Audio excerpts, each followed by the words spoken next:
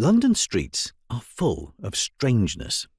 Search them out and items from the past can be unexpectedly found everywhere, from remnants of lost buildings to chimneys rising from pavements, noses sticking out of walls, unexplained signs attached to buildings, and even a Russian tank on a street corner. The Last Post.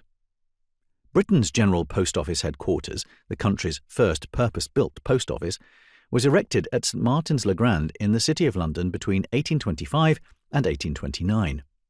Designed by Robert Smirke, an English architect who was known as one of the leaders of the Greek Revival style, it was an enormous building, 400 feet long and 80 feet deep. The Grecian style included huge porches flanked by pillars whose tops displayed spiral scroll-like ornamentation, with a triangular pediment topping off the central columns.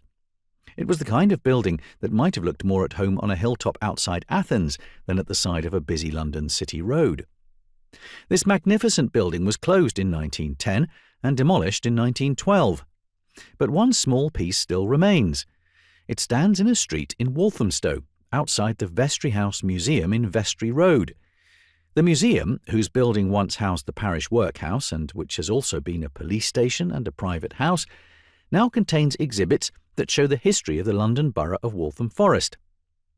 The last remains of the old post office building might be small in comparison to the entire edifice, but on its own it still dominates the street. It is actually the top part, or capital, of one of the fluted columns that so characterized the look of the old post office. When the building was being demolished, this small, yet significant lump of stone was purchased by a stonemason named Frank Mortimer, who presented it to the borough of Walthamstow.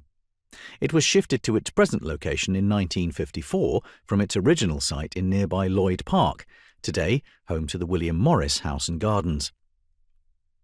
Unexpected chimneys. The place for a chimney is on the roof of a building, unless, of course, it is discovered sprouting from a pavement or from the balustrade of a bridge. The Albert Hall chimney. On a small traffic island in the middle of Kensington Gore, no more than a few walking steps southwest of the Royal Albert Hall, there stands a tall, slender, brick-built chimney whose height dwarfs the surrounding buildings.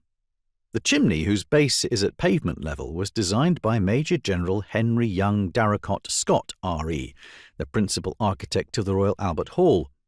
When the concert hall opened in 1871, a large conservatory was attached to its south entrance. This marked the north end of the South Kensington Royal Horticultural Society, which was founded in 1804 to allow members to present papers on horticultural activities and discoveries. To heat the vast conservatory, boilers were positioned below street level. In the same basement, further boilers were built to heat the interior of the Royal Albert Hall, and both sets of boilers shared a common chimney, which was replaced by the present one in 1884. 5 years later, the conservatory was demolished, but the chimney standing outside the Royal Albert Hall today is still used as the outlet for the hall's steam boilers. It is a Grade 1 listed structure.